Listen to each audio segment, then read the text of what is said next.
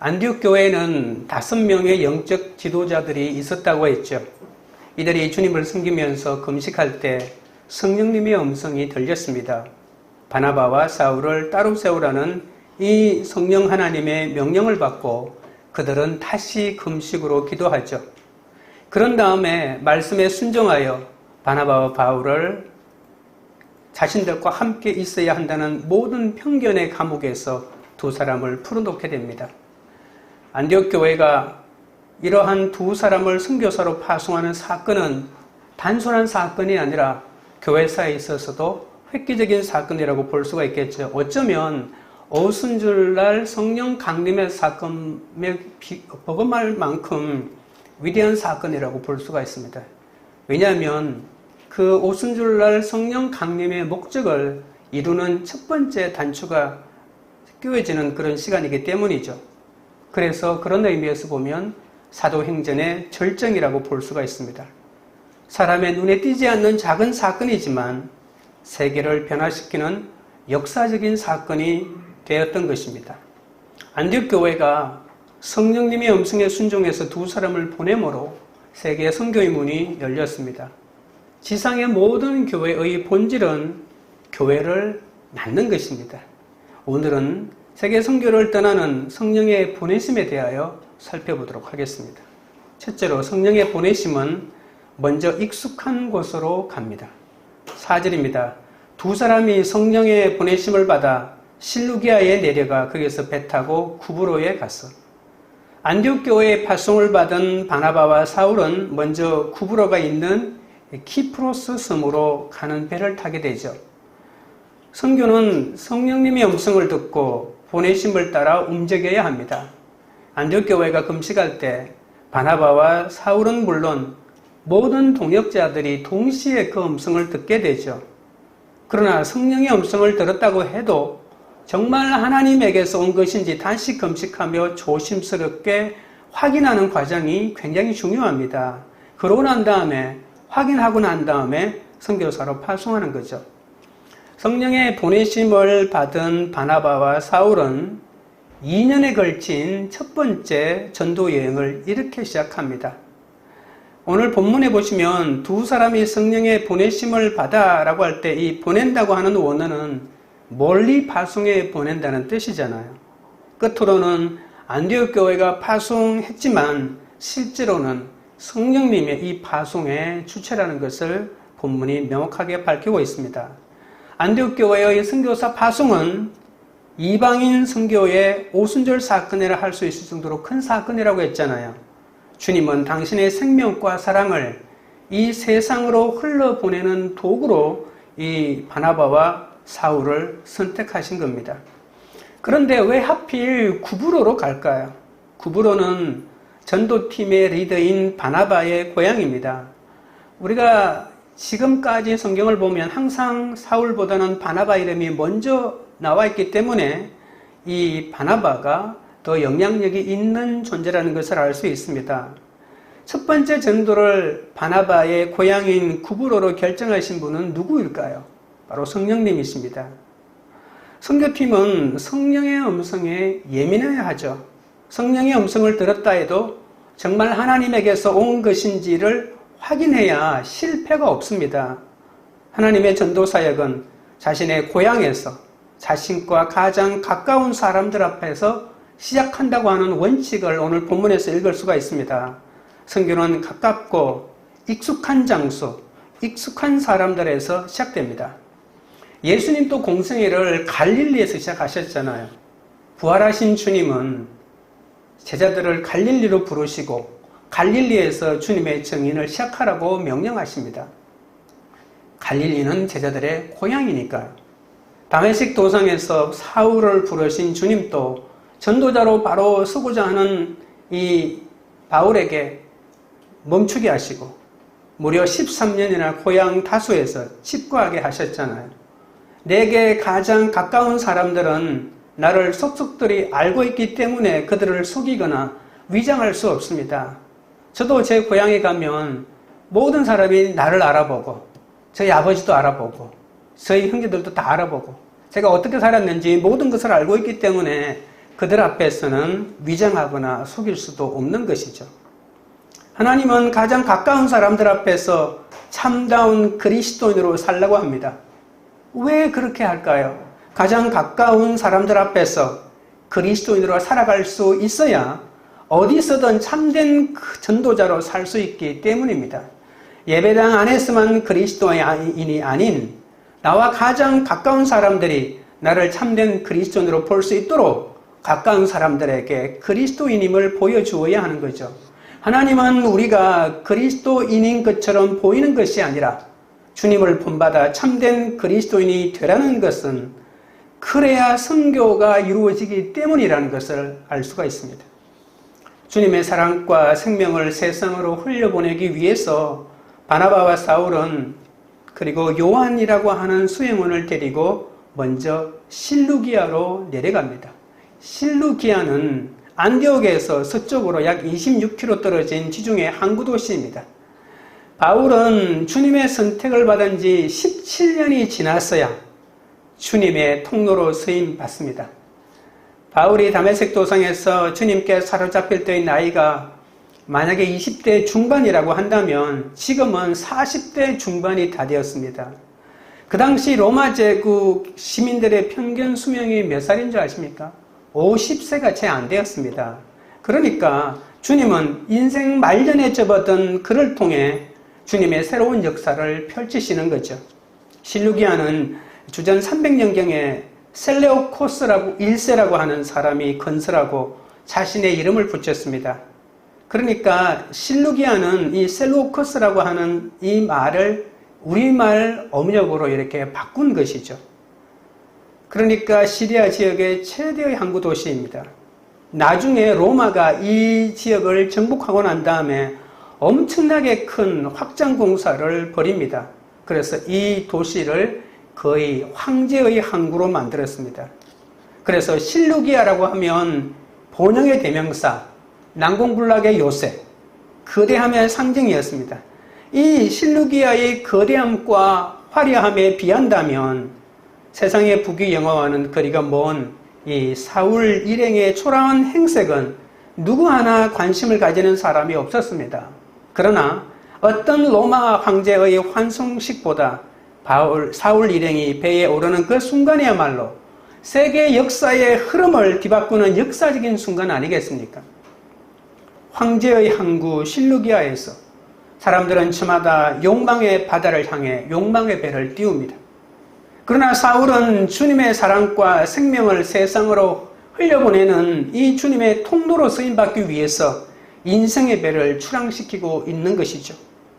허무와 폐허로 끝날 인생의 세상의 것을 추구하지 않고 오직 주님의 사랑과 생명을 따라가는 이 사울 일행을 주목해 보십시오. 2000년이 지난 오늘날 실루기아 항구는 흔적도 없이 사라지고 폐허밖에 없지만 사울이 전한 복음은 지금도 사람을 구원하는 능력으로 자리 잡고 있습니다. 세계 역사는 거대한 로마 황제가 아니라 초라한 몰골의 사울에 의해서 새로워지고 앞으로도 계속 새로워질 것입니다. 사울은 영원 속에서 그 어떤 왕이나 황제보다 더 큰 거인으로 지금 또 살아있지 않습니까? 자신의 인생을 맡겼던 주님께서는 죽음을 깨뜨리고 영원히 부활하신 임마누엘 하나님이시기 때문에 이 부활의 주님을 의지하는 사람은 더욱더 세월이 가면 갈수록 더욱더 하나님의 영광이 드러나게 할 겁니다. 바나바의 고향으로 먼저 간 이유는 바나바가 비교적 안 믿는 자들로부터 두루두루 칭찬받고 평판이 좋았고 관계를 맺는 데 시간이 단축되기 때문 아니겠습니까? 처음 전도는 성과를 거두어야 전도하는 사람들이 낙심하지 않잖아요. 그래서 관계를 맺기 좋은 고향으로 보내는 것인데 문제는 고향에서 내가 택도 없이 살았다면 어려움을 겪겠죠. 그러나 걱정하지 마십시오. 내가 고향에서 사람처럼 살지 않았다 할지라도 오히려 변화된 내 모습이 영향력을 주고 충격을 줄 것이기 때문에 내가 잘 살았던 잘 살지 못했던 그곳에서는 하나님의 열매가 맺힐 겁니다. 5절입니다. 살라미에 이르러 하나님의 말씀을 유대인의 여러 회당에서 전할세 요한을 수행원으로 두었더라. 사울은 또 다른 항구 살라미로 갑니다. 살라미는 구브로 섬 동쪽 해안에 있는 항구 도시로 그 섬에서 가장 크고 번화한 도시입니다. 살라미에 도착한 그들은 유대인의 여러 회당을 찾아다니면서 복음을 전합니다. 여러분, 전할세라고 하는 이 말은 반복해서 계속 쉬지 않고 복음을 전했다는 말이죠. 그런데 이 구브로 섬을 횡단하면서까지 전도는 이렇게 열심히 했는데 구원받은 자가 있었다는 얘기는 없는 거 보니까 그렇게 큰 성과는 못 거두는 것 같습니다. 사울 일행은 가는 곳마다 유대인 회당을 이 복음 전파의 전초 기지로 삼습니다. 예수님도 회당을 복음의 거점으로 삼고 말씀을 가르치고 병자를 고쳐주셨잖아요. 회당은 주전 586년에 바벨론 제국의 침공으로 예루살렘이 멸망하고 예루살렘 성전도 완전히 파괴되었잖아요. 그때 또한 사람들은, 유대인들은 세계 곳곳으로 어떤 사람은 포로로 또 어떤 사람은 흩어져서 살게 되었습니다. 이스라엘 땅을 떠난 그들, 물론 있었다고 해도 예배를 드릴 장소가 없지만 고향을 떠난 그들은 어디에도 예배 드릴 장소가 없었습니다. 성전도 없어졌기 때문에. 그래서 그들은 예루살렘 성전 대신 함께 모여 율법을 배우면서 기도할 수 있는 공간이 필요했고 그 필요에 의해서 회당이 생긴 것입니다. 여러분, 성전이 있을 때는 이스라엘의 신앙은 장소의 신앙이었습니다. 그래서 그 장소에 가면 거룩한 하나님을 만날 수가 있었습니다. 그리고 제사장 중심의 나라였고 제사 중심의 종교를 가졌지만 여러분, 그들이 성전이 무너지고 뿔뿔이 흩어지고 난 다음에는 장소의 시간이 아니라 시간의 종교로 그 종교의 핵심이 바꾸어지게 됩니다. 거룩한 시간이 있다는 것이죠. 그것이 바로 안식일을 중요하게 말하기 시작한 것입니다. 하나님은 장소를 거룩하게 한 것이 아니라 시간을 거룩하게 했다. 그것이 바로 안식일입니다. 이 안식일에 우리가 하나님을 예배할 수 있다고 그들을 설득한 것이죠. 그래서 그들은 이제 성전 제사 중심이 아니라 말씀 중심, 율법 중심의 신앙이 되어서 율법을 읽고 해석하고 공부하고 나눔으로써 예배를 대체하는 효과를 가져왔던 것이죠. 이러한 여러 가지 모든 것이 가능하게 된 장소가 바로 회당이라고 하는 것입니다. 이 회당이 그들에게 얼마나 유용했던지 다시 예루살렘에서 성전이 재건되고 난 다음에도 그 회당은 사라지지 않았습니다. 그래서 이 회당에서는 그들이 기도하고 말씀을 공부하고 그러한 외국에서의 유대인으로 살아가는 모든 것을 주관해주는 하나의 기관을 통칭해서 회당이라고 부르고 있는 것이죠. 그래서 이 회당에 오면 언제든지 유대인들을 만날 수가 있고 그 유대인들에게 유대교라고 하는 동족이라고 하는 연결고리를 통해서 복음을 전할 수 있기 때문에 어떻게 보면 이 회당이야말로 가장 복음을 전하는 최적의 장소라고 볼 수가 있습니다. 바나바와 사울은 복음을 전하는 일이 쉽지 않기 때문에 안디옥 교회를 떠날 때부터 요한이라고 하는 수행원을 데려왔습니다. 요한의 로마식 이름은 마가입니다. 마가가 어머니가 자신의 다락방에 교회 모임 장소로 내어놓고 섬기자 그의 아들 마가를 데려왔는데 예루살렘 교회에 큰 비중 있는 자가 나중에 되죠. 요한은 바나바의 조카이자 또한 이 마가복음을 기록한 자이기도 합니다. 수행원이라고 하는 이 말의 원어의 뜻은 배 밑바닥에서 노를 젓는 노예를 뜻합니다. 그러니까 복음을 전할 때 이렇게 노젓는 노예처럼 충성된 일꾼이 필요하다는 것을 말하기도 합니다.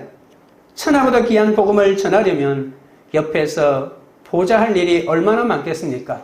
그래서 도와줄 수행원을 데리고 갔다는 것이죠.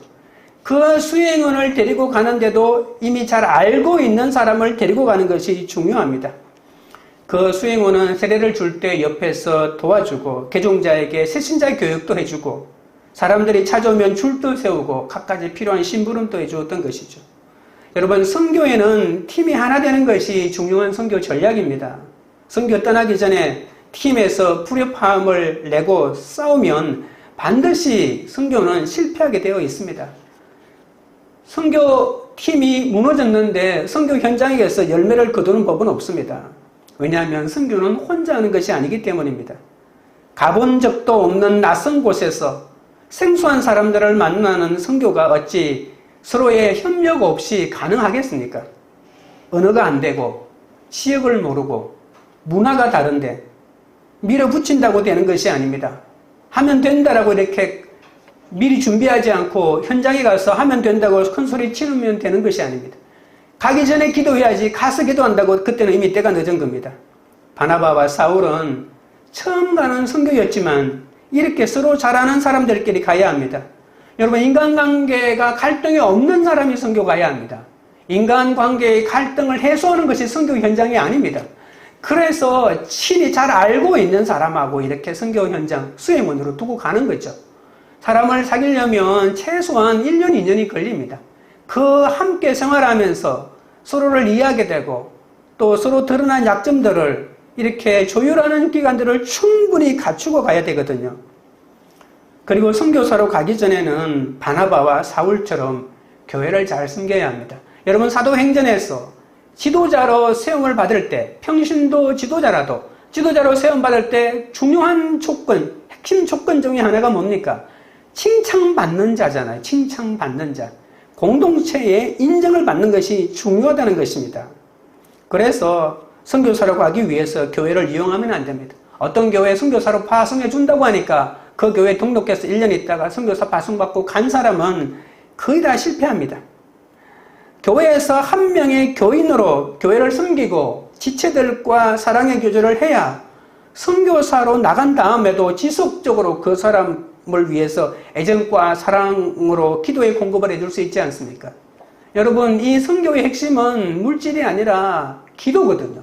끊임없이 애정 어린 기도를 할 수 있으려면 인간관계를 미리 맺어놓아야만 어려움이 올 때 계속해서 놓지 않고 그 사람을 위해서 기도해 줄 수 있습니다. 바나바와 사울을 보낸 안디옥 교회는 얼마나 그들을 위해서 기도했겠습니까? 안디옥 교회가 없는 사울과 바나바의 선교 여행은 생각할 수도 없는 것입니다. 이름도 없이 드러남도 없지만 그들은 선교를 갔다가 돌아오고 선교를 갔다가 돌아오고 안디옥 교회로 돌아왔잖아요. 그래서 그들이 나눈 은혜를 쏟아낼 때 함께 중보했기 때문에 그들이 얼마나 컸는지 모릅니다.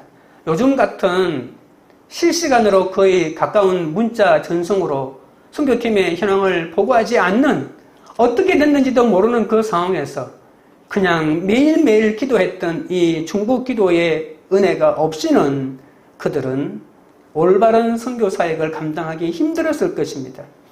바나바와 사울이 교회를 위해서 헌신과 희생을 했기 때문에 안디옥 교회가 그 헌신과 희생을 잊지 못하는 것이 기도의 형토로 드러났던 것이죠. 하영조 목사님이 선교사로 가기 전에 팀워크를 위해서 먼저 국내 선교를 해야 한다면서 선교사로 갈 사람 한 3명이든 4명이든 제주도 같은 곳에서 한 적어도 6개월 정도는 함께 살아봐야 된다고 주장하셨습니다.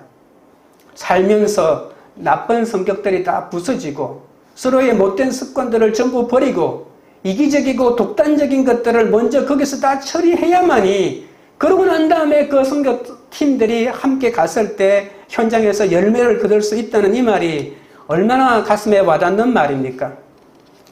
여러분, 우리나라에서 거의 안 되는 것 중에 하나가 합동목회, 협동목회라고 하잖아요. 이거 안 된다고 대부분의 경험자들이 얘기합니다. 이러한 준비 과정이 없기 때문에, 아니면 준비 과정이 소홀하기 때문에. 그러니까 목회 철학만 이론적으로 공유하는 것이 아니라 삶 자체를 미리 살아보고 시작하지 않기 때문에 성공의 확률이 그렇게 낮다는 것이죠. 적용 질문 드립니다. 지나쳐야 할 화려한 길인 실루기아는 어디이고 배 타고 가야 할 내 고향 구브로는 어디입니까? 여러분은 고향에서 복음을 전하는 게 쉽습니까? 어렵습니까? 둘째는 성령의 보내심은 복음 전파를 회방하는 사람이 있다는 것을 아셔야 합니다. 6절입니다. 온 섬 가운데로 지나서 바보에 이르니 바예수라 하는 유대인 거짓 선지자인 마술사를 만나니, 바나바와 바울은 구브로섬의 첫 번째 귀향지인 이 살라미를 떠나 그곳에서 약 180km 떨어진 서쪽 항구인 바보로 갔습니다. 바보에서 구브로섬을 통치하는 로마 총독의 관저가 있는 굉장히 큰 도시고 행정 수도라고 볼 수가 있겠죠. 바나바와 사울은 그곳에서 유대인 출신 마술사 바예수를 만나는데 총독의 최측근입니다. 마술사라고 하는 이 말은 쉽게 말하면 무당입니다. 무당, 점성술사 아니면 해몽가라고 하는 그런 뜻입니다. 여러분, 이게 바예수라는 이 사람은 마술을 하면서 점을 치는 점쟁이라고 볼 수가 있는 것이죠. 본문은 그를 거짓 선지자라고 이렇게 말합니다. 바예수라고 하는 이 말할 때 이 바라고 하는 말은 아들이라고 하는 뜻입니다. 우리가 바요나 시몬이라고 하잖아요. 이 요나의 아들 시몬이라는 그런 뜻입니다. 그래서 이 바예수는 자칭 구원자의 아들로 스스로 구원자 예수의 아들이라고 말하고 있는 것이죠. 난 예수의 아들이다. 그렇게 말하고 있는 겁니다. 당시 로마 고위 관료인 총독은 종종 개인 마술사를 데리고 다녔습니다. 보통 옛날의 왕들은 자신의 통치 수단으로, 이데올로기로 이러한 신탁을 했잖아요. 자신이 하고 싶은 말을 자신이 하는 것보다는 신의 이름으로 말하는 것을 원하기 때문에 돈을 주고 고용한 마술사들이 자기 옆에 있었어요. 그래서 이 사람들에게 그냥 하나 신이 자신한테 어떤 계시를 주었다고 이렇게 말하라고 시키는 거죠. 자기가 하고 싶은 말을 말입니다. 그래서 그 사람들은 통치자들이 하고 싶어하는 말을 이 신의 이름을 빌어가지고 말해주는 그런 사람들이 많이 있었다는 겁니다. 이 총독 서기오 바울 곁에서 이 바예수는 고문관 같은 역할을 하면서 강령술이나 또는 신비 종교의 마술로 사람들을 미혹했는데 이 바나바와 사울의 선교 사역을 적극적으로 그 옆에서 방해하는 역할을 하게 됩니다. 도사 흉내를 내는 한심한 점쟁이를 최측근으로 두고 있는 이 총독 서기오 바울은 모자란 인간이 아닐까요? 상식의 눈으로 보면 택도 아닌 사람을 자신의 측근으로 데리고 있는데 인격으로 보나 아니면 세상의 관점으로 보나 뭔가 이상한 사람인데도 불구하고 그 사람이 좋다고 옆에 두고 있으니 말입니다.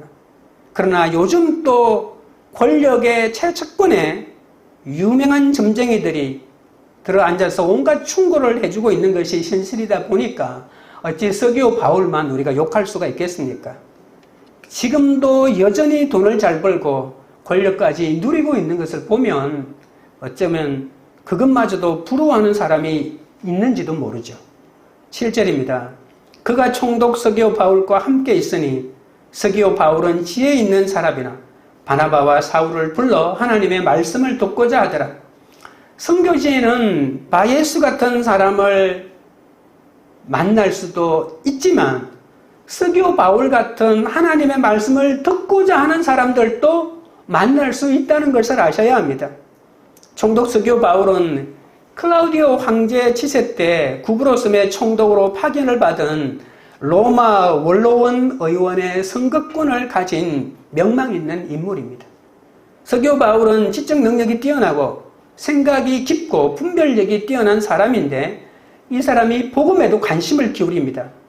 그런데 그 옆에는 누가 있다고요?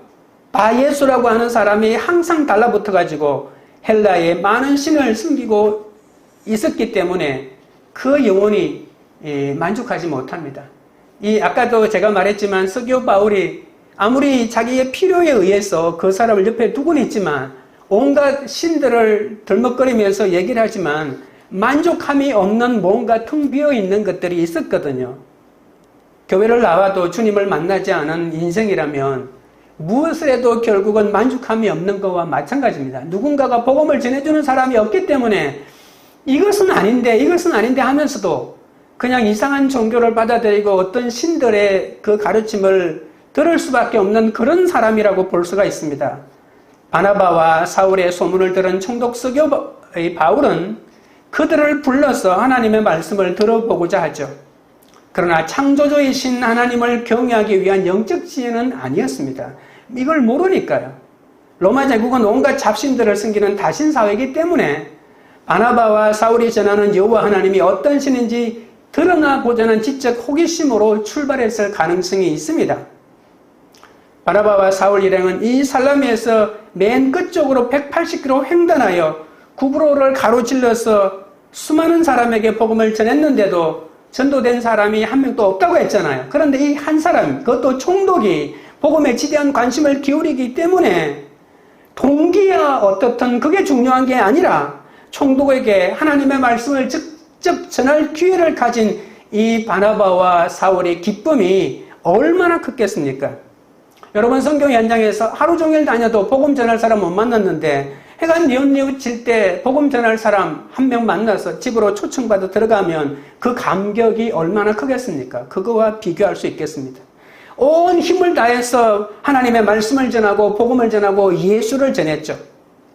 그런데 중요한 것은 그 옆에 바예수라고 하는 복병이 나타났다는 겁니다. 8절입니다. 이 마술사 엘루마는, 이 이름을 번역하면 마술사라, 그들을 대적하여 총독으로 믿지 못하게 힘쓰니, 바예수는 자신이 신통한 점쟁이임을 과시하기 위해서 자신의 이름을 엘루마라고 부르도록 했죠. 우리도 그런 사람이 있습니다. 자기가 우리 말 이름이 좀 신통치 않으면 우리가 잘 알지도 못하는 특이한 외국의 이름을 자신의 별명으로 붙여가지고 그걸로 부르도록 하는 거 있죠. 이 엘루마라고 하는 것도 바예수라고 하는 이름보다도 훨씬 더 외래어거든요. 이 외래어를 불러가지고 그렇게 부르도록 이렇게 했던 것이죠. 거짓 선지자 점쟁이 바예수는 바나바와 사울이 전하는 하나님의 말씀을 총독이 믿지 못하도록 온 힘을 다하여 방해합니다. 거짓이 가장 두려워하는 것은 뭘까요? 진실이고 진리잖아요.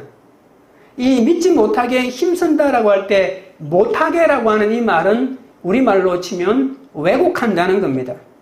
여러분, 모세가 바로 앞에서 하나님의 능력을 보이기 위해서 지팡이를 던져 뱀도 만들고 여러 가지 했는데 그 옆에 있는 마술사들이 따라했잖아요. 이것처럼 복음을 전하면 이 옆에서 이 바예수가 믿지 못하도록 그 말씀을 왜곡해서 엉뚱하게 계속하면서 옆에서 계속해서 깐죽을 걸고 브레이크를 걸고 하는 것입니다.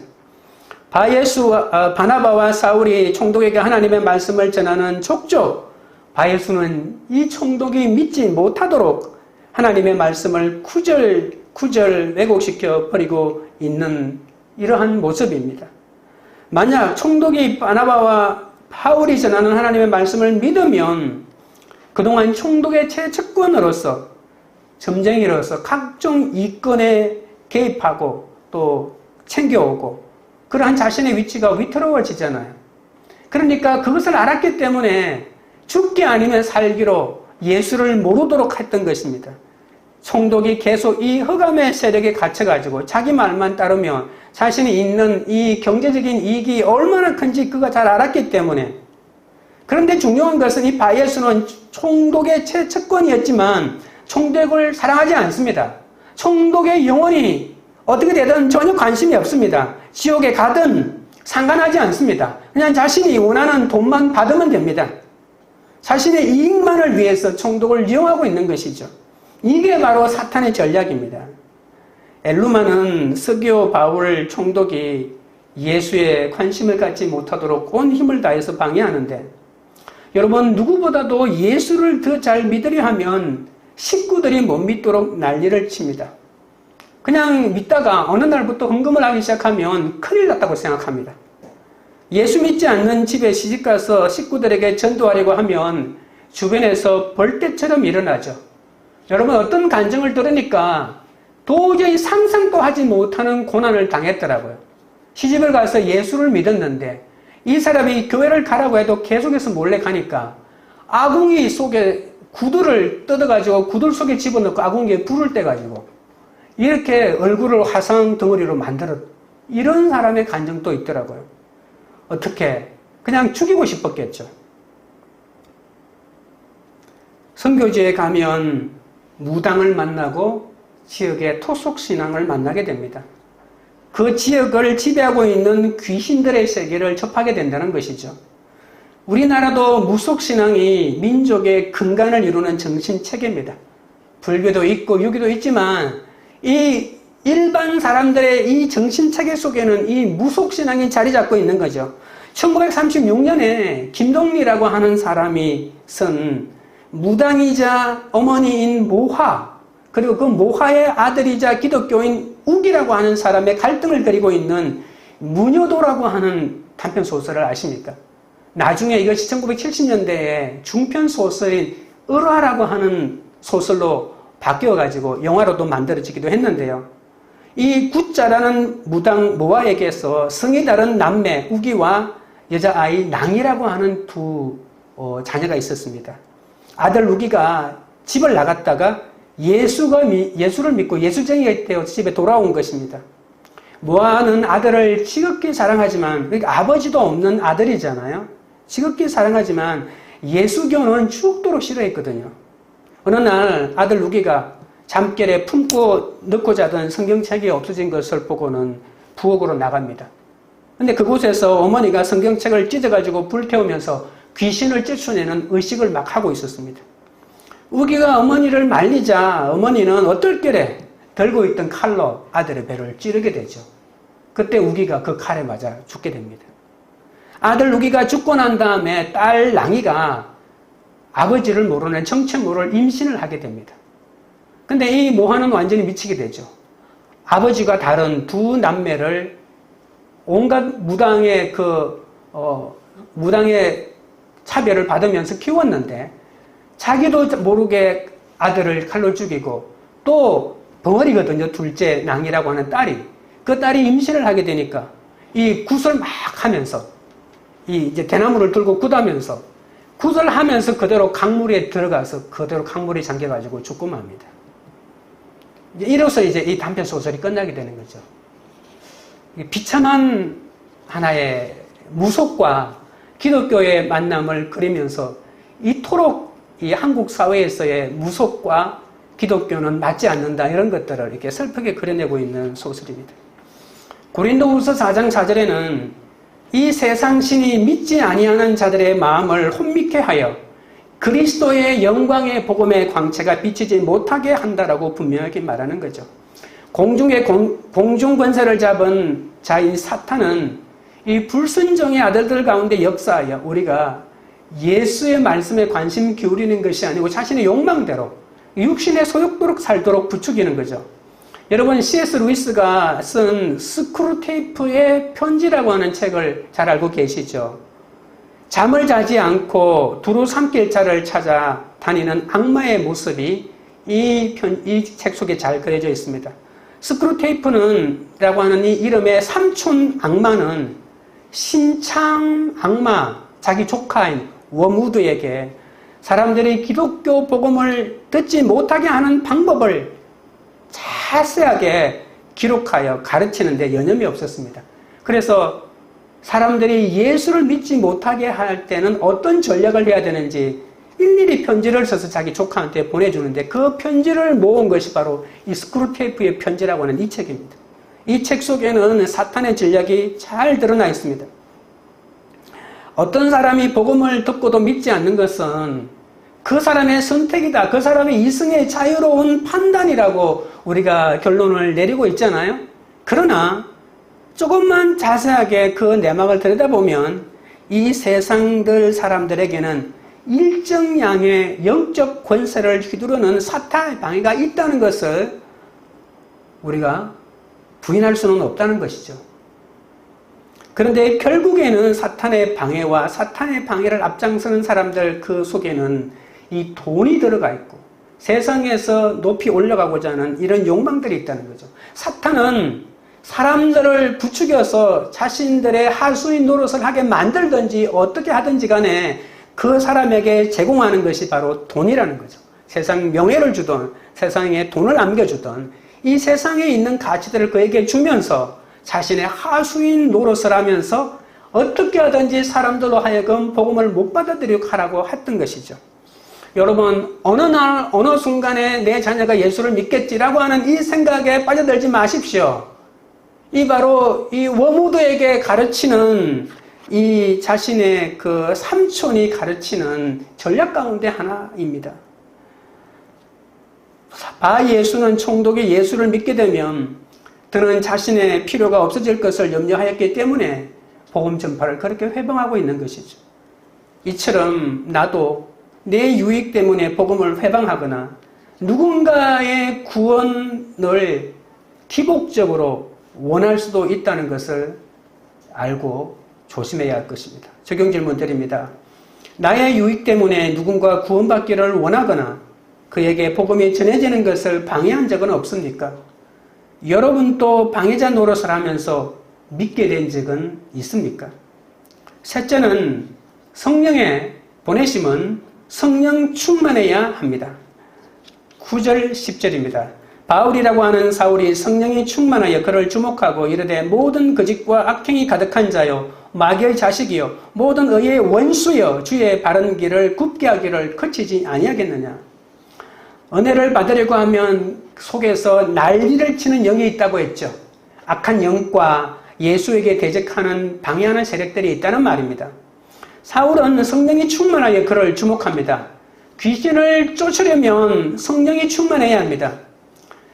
다른 말로 하면 기도 없이 귀신을 쫓아내리면 귀신이 너나 잘하세요 이렇게 한다는 거죠. 안 나갑니다. 웃기고 있네. 니나 잘하지. 그것도 반말로 합니다. 그래서 낭패를 당합니다. 예수 이름으로 기도 많이 안 한 사람은 귀신 들린 사람 앞에 직접 손을 대지 말고 기도하십시오. 눈 감지 말고 기도하십시오. 이게 철칙입니다. 어떻게 되냐면 눈을 감고 기도하면 나를 때립니다. 그 사람이. 그럼 눈을 뜨고 해야 되거든요. 발악을 하기 때문에 때리면 피하고 맞고 잡고 해야 되거든요. 그래서 얌전하게 영적 전투인데 그냥 믿는 내 자녀에게 기도하듯이 이렇게 하다가는 얼굴이 어떻게 될지 장담할 수가 없습니다. 귀신은 예수 잘 믿는 척하지만 뒤에서 나쁜 짓하고 비신앙적인 행동을 하는 사람들을 기가 막히게 알거든요. 귀신도 알고 기도하는 나도 알아요. 머뭇머뭇거리는 이것을 귀신이 기가 막히게 알고 있다는 거죠. 귀신한테 약점을 잡히면 귀신을 못 쫓아냅니다. 귀신을 이기려면 성령 충만해야 되고 성령 충만하면 기도해야 되고 그러니까 귀신 들린 사람에게 오늘 신방을 간다거나 하면 아예 평소에 기도를 많이 안 하더라도 미리 하루 정도 충분하게 기도하고 며칠의 말미를 두고 기도하고 난 다음에 그리고 그 사람한테 찾아가서 기도해야 되는 것이죠. 기도가 있어야 하고 그리고 날마다 주 안에서 죄를 고백해야 합니다. 회개하고 기도하고 여러분 우리가 속에 있는 잘못을 회개하면 사탄의 영향력이 그렇게 힘을 발휘 못합니다. 회개한 자 용서받은 죄인데요. 그러면 사탄이 너 이런 죄 짓지 하면 나는 하나님한테 철저하게 회개하고 다시는 그럴 짓 안 한다라고 소리치면 꼼짝 못하는 거죠. 회개하고 기도하고 말씀으로 굳게 써 나갈 때만 악령들이 물러가고 쓰러진다는 겁니다. 우리는 귀신을 대적해야 합니다. 사울은 전혀 주저하지 않고 귀신을 주목했다고 했죠. 좀 나가주지 않으실래요? 이런 기도는 할 수 없습니다. 귀신이 있다고 등을 돌리지 말고요. 눈을 크게 뜨고 직시해야 합니다. 그러니까 귀신하고 싸우겠다는 의지가 있다는 것을 보여야 합니다. 근데 그것이 1시간, 2시간, 3시간, 4시간 막 갈 수 있으니까 혼자는 안 되고요. 여러 사람이 이렇게 돌아가면서 해야 되고 그럴 때도 있죠. 내 안에 욕심과 음욕이 나온다면 눈을 부릅뜨고 직세해야 합니다. 여러분 어디 귀신 걸린 사람만이 내 앞에서 내 대적이 아니잖아요. 내 속에서 음욕이 막 달아오를 때 그건 내 속에서 사탄이 부추기는 거잖아요. 그러면 내 속에 있는 그 음욕을 직시해야 되는 것이죠. 야고보서 4장 7절에 마귀를 대적하라. 그러면 너희를 피하리라. 근데 이 대적하는 이 방법을 우리가 너무 소홀히 여기는 겁니다. 마귀가 오면 피하지 말고 나갈 때까지 주목하고 대결하고 대적하고 공격하고 예수 이름으로 쫓아야 하는 것이지. 더러운 귀신아 예수 이름으로 명하노니 떠날지어다 큰 소리로 명령하고 대적해야 합니다. 우리 안에 있는 모든 탐욕, 사치스러운 생각, 시기, 질투, 미움, 음란, 호색과 싸워서 이기는 사람이 누가 있습니까? 없습니다. 우리 힘으로 못 싸운다고요. 교묘하게 끊임없이 음란한 생각을 주는데 어떻게 싸워 이거예요? 내가 결혼했지만 어떤 누구가 너무나도 예쁘게 보이고 끊임없이 사탄은 너 결혼했지만 사랑하지 않는 아내와 사는 거 그거이 바로 죄악이다. 너 사랑하는 사람하고 결혼했지만 또다시 연애하는 것은 죄가 아니다라고 하는 이렇게 달콤한 소리를 계속하기 때문에 결국은 그것을 묵상하다가 넘어지게 된다니까요. 여러분, 자식이 잘못했는데도 부모가 꾸짖지 않고 야단치지 않는다면 자식이 어떻게 되겠습니까? 잘못하지 않았는데도 야단치는 것은 문제가 있겠지만은 잘못했는데도 야단치지 않는다면 그 자녀를 망치는 길이 되겠죠. 사울은 모든 악행과 거짓이 가득한 자야라고 이렇게 꾸짖습니다. 더러운 길이나 주의 바른 길을 굽게 하는 짓을 거칠지어다라고 이렇게 단호하게 명령합니다. 아침에 하루를 시작할 때도 내 속에 들어오려는 귀신의 세력을 묶어야 합니다. 아침에 일어나셔서 운동하는 것도 중요하겠지만 이렇게 외치십시오. 귀신은 나가라고요. 이렇게 귀신의 세력을 묶지 않으면 승리하지 못합니다. 집에서 가정 예배를 드릴 때에도 성령 충만한 귀신을 묶고 꾸짖어야 합니다. 다른 집에 신방 가서 기도할 때도 눈 감고 우리가 보통 기도하잖아요. 귀신부터 묶으십시오. 속임수와 악으로 하나님의 진리를 굽게 하여 부부를 그리고 부부관계를 파괴시키고 자식을 파괴하는 귀신의 세력을 꾸짖어야 되지 않겠습니까? 그래야 주님의 십자가 보혈과 부활의 능력으로 가득 차게 됩니다. 여러분, 우리는 귀신을 꾸짖을 수 있는 고난이 있습니다. 왜냐하면 귀신의 세력은 멸망당했는데 지금 예수님이 초토화시킨 세력이 다시 일어나서 하나님의 사람들을 괴롭히고 있잖아요. 그래서 그들은 지금 불법을 저지르고 있는 거지요. 불법을 저지르고 있는 세력에 대해서는 하나님한테 고소하고 또 고발해야 되지 않겠습니까? 그것이 바로 묶는 것이고 대적하는 것입니다. 불법을 저지르고 있는데도 가만히 있는다면 어떻게 되겠습니까? 바나바와 사울이 총독 서기오 바울에게 복음을 전하면 마술사 엘루마는 이 두 사람을 배직하고 총독이 믿음에서 벗어나도록 힘쓰고 있잖아요. 그러니까 사탄도 예수님에 대하여 저항하고 대적하고 있는 거예요. 그런데 우리는 그냥 가만히 있으면 어떻게 되겠어요?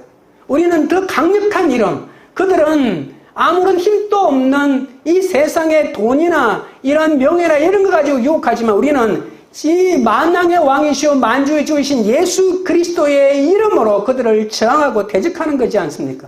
벌벌벌 떨고 있는데 우리가 먼저 떨고 있다니까요. 이 마술사는 복음을 비방하는 갖은 말과 이슬을 쏟으며 총독이 믿음의 길에서 벌써 들어가지 못하도록 하고 있는 것입니다. 마귀를 대적하려면 이렇게 성령이 충만하여 주목할 수 있어야 합니다. 구원의 투구를 쓰고 전신갑주를 입고 말씀의 금과 성령의 금으로 그리고 담대하게 나가야 합니다.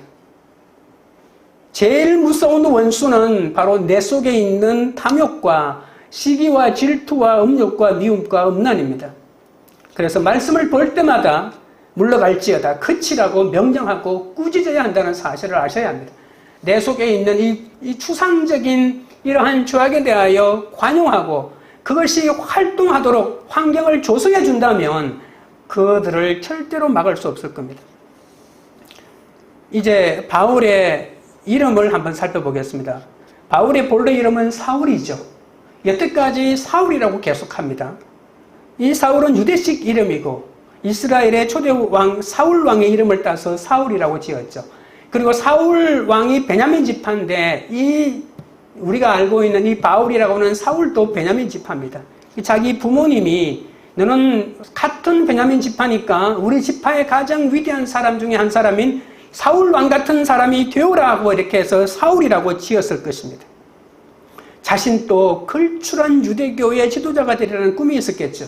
이제 사울이라는 이름은 사라지고 바울로만 불립니다. 이제 이 사도행전에서 사울이라고 하는 이름은 사라지고 이후부터는 이제 바울이라는 이름만 나옵니다. 바울은 원래 작다라고 하는 뜻에서 파생한 말입니다. 바울은 자신을 사울이라고 부르며 사울왕처럼 크게 여길 때는 성령 충만할 수가 없었습니다.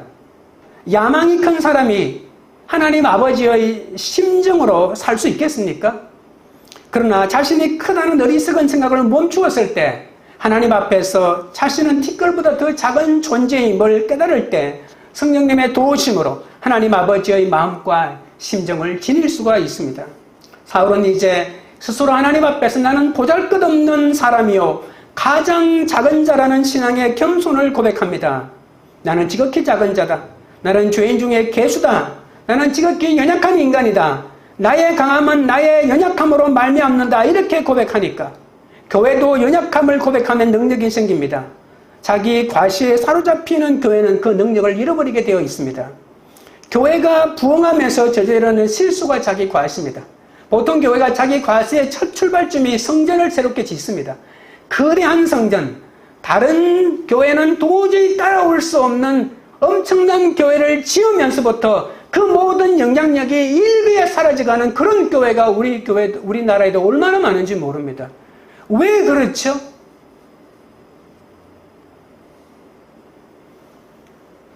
교회가 부흥하면서 저지르는 실수가 자기 과시라고 하는 것은 개인에게도 적용되고 있습니다.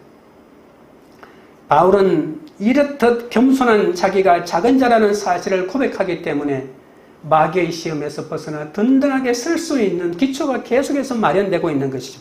이제 마지막입니다. 11절 12절 보라 이제 주의 손이 내 위에 있으니 내가 맹인이 되어 얼마 동안 해를 보지 못하리라 하니 즉시 안개와 어둠이 그를 덮어 인도할 사람을 두루 구하는지라. 이에 총독이 그렇게 된 것을 보고 믿으며 주의 가르치심을 놀랍게 여기니라. 사울은 굉장히 용감한 사람이죠. 바울이 바예수에게 내가 얼마 동안 해를 보지 못하리라고 하는 질책과 동시에 그 사람의 눈이 멀어버렸죠. 바예수의 마술의 출처가 폭로되는데 바예수가 주의 복음을 막으니 그 자리에서 심판을 받아 갑자기 시력을 잃게 되는 거죠.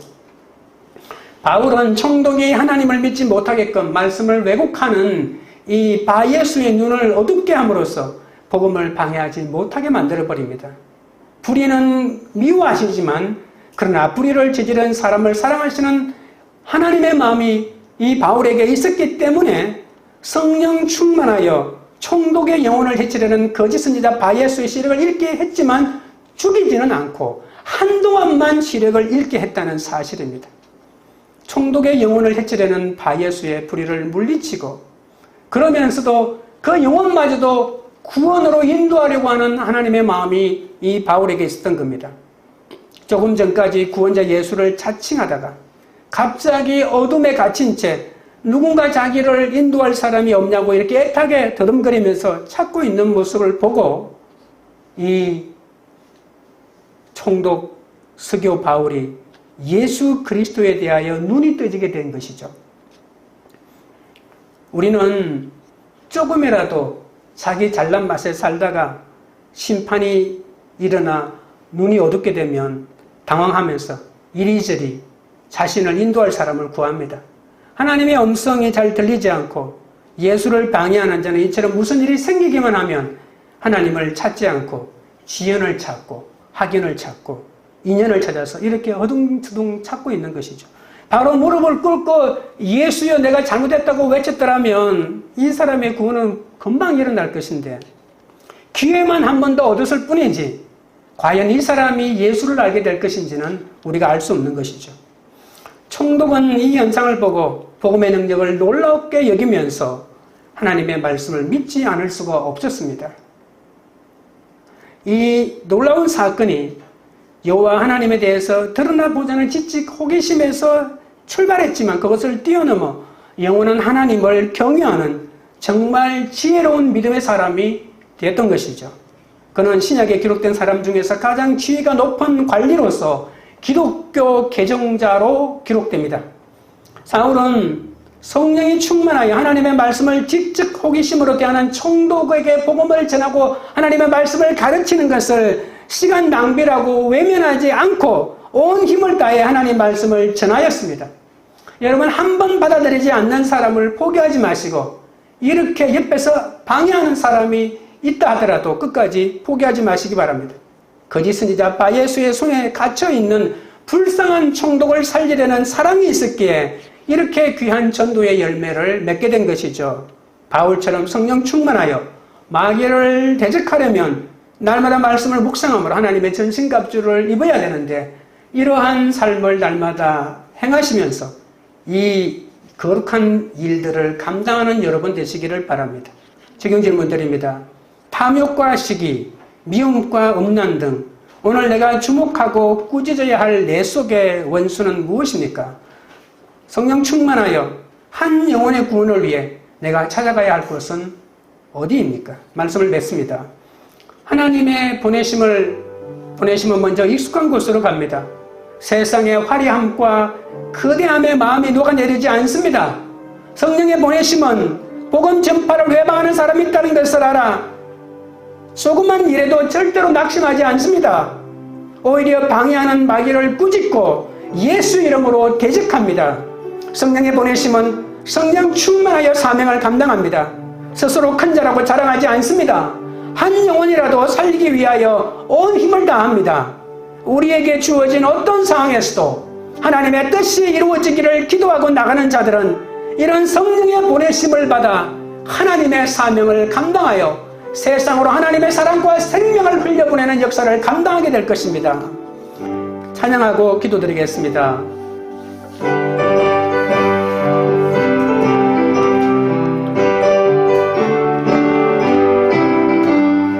빛의 사자들이여 써가서 어둠을 물리치고 주의 진리 모르는 백성에게 복음의 빛 비춰라.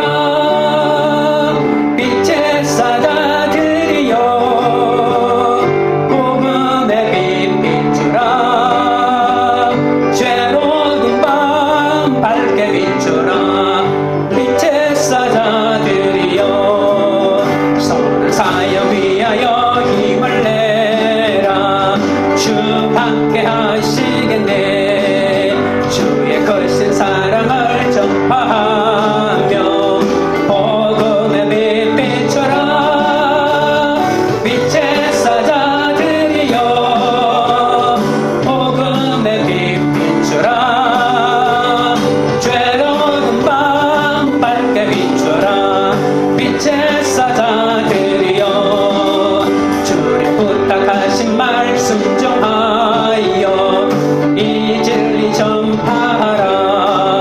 산을 넘고 물 건너 힘을 다해 복음의 빛 비춰라. 빛의 사자들이여 복음의 빛 비춰라. 죄로운 밤 밝게 비춰라. 빛의 사자들이여 동서남북 어디나 땅끝까지 주님만 의지하고 도와 못 보는 백성에게 복음의 빛 비춰라. 빛의 사자들이여 복음의 빛 비춰라. 죄로운 밤 밝게 비춰라. 빛의 사자들이여.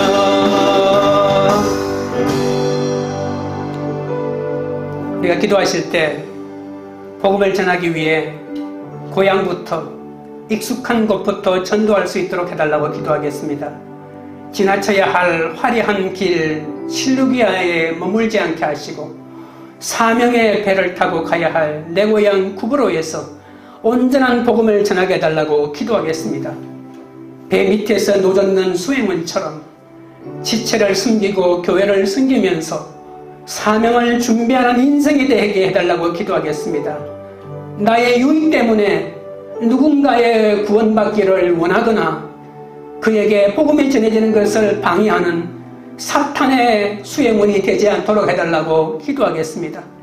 탐욕과 시기와 질투와 음욕과 미움과 음란과 사치와 무기력같이 오늘 내가 주목하고 꾸짖어야 할 내 속의 원수들을 담대하게 대적하게 해달라고 기도하겠습니다. 큰 자가 되고 싶은 우리의 욕심을 회개하고 내려놓게 해달라고, 오직 성령 충만하여 사탄을 묶고 영혼을 구원하는 사명의 길을 가게 해달라고 주여 세 번 부른 다음에 기도하며 나가겠습니다. 주여 주여 주여. 거룩하신 하나님 우리 아버지여, 복음을 전하기 위해 고향부터 익숙한 곳부터 전도할 수 있도록 우리를 인도하여 주시옵소서. 지나쳐야 할 이 세상의 화려한 실루기아에 머물지 않게 하여 주시고 사명의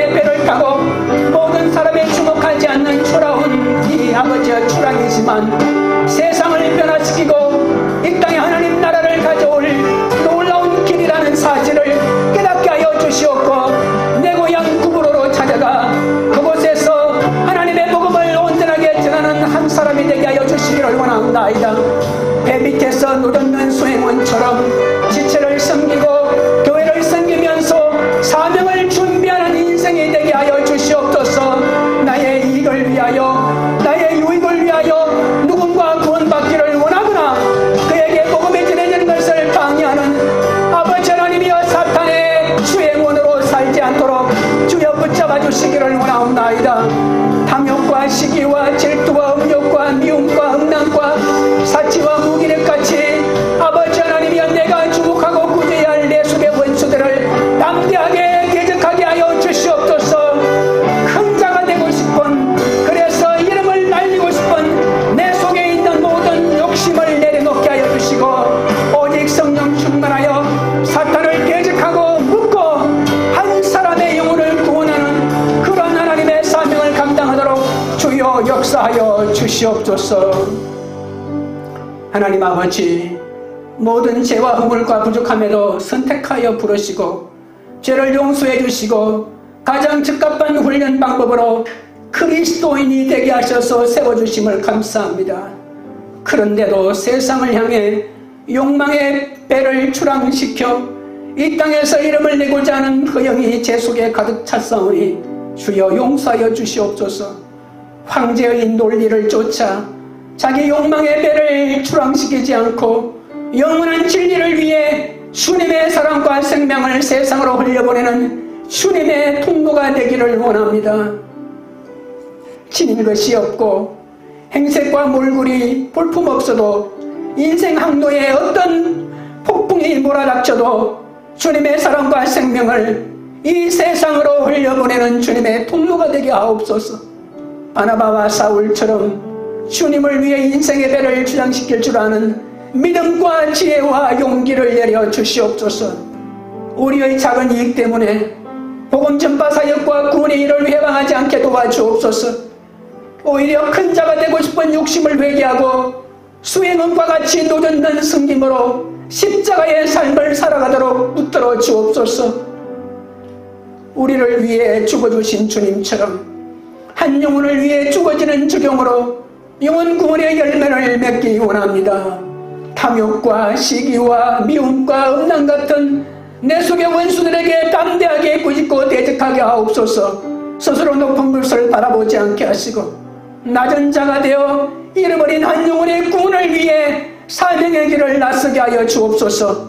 광교리들 교회가 차별 없는 리더십으로 하나님의 뜻을 순종하여 성령의 세우심을 믿는 영적 공동체가 되게 하옵소서. 하나님의 말씀으로 내 속의 원수를 대적하고 성령의 보내심으로 익숙한 곳부터 복음을 전하는 공동체가 되게 하옵소서. 그리스도인으로서 오늘 뿌려야 할 진리와 생명의 씨를 우리의 가정과 일터에 이 세상에 눈물을 흘리면서라도 뿌리어 그러한 공동체가 되어 이 땅에 하나님의 나라를 만드는 그런 교회가 되도록 역사하여 주시옵소서. 예수 그리스도 이름으로 기도드리옵나이다. 아멘.